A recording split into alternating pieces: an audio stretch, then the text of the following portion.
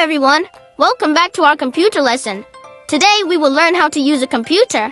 We will learn how to use the mouse and the keyboard. Let's begin. This is a mouse. The mouse helps us move things on the screen. We use the mouse to click. Click means press one time. Watch me. Click. Now you try. Click. Good job. We can also double click. Double click means click two times. Click, click. Try it. Click, click. Great work. This is a keyboard. The keyboard helps us type letters and numbers. We press the keys gently. Tap, tap, tap. Let's tap together.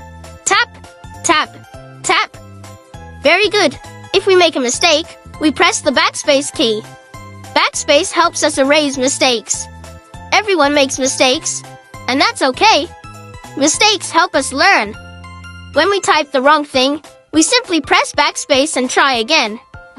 We use computers carefully. We use gentle hands.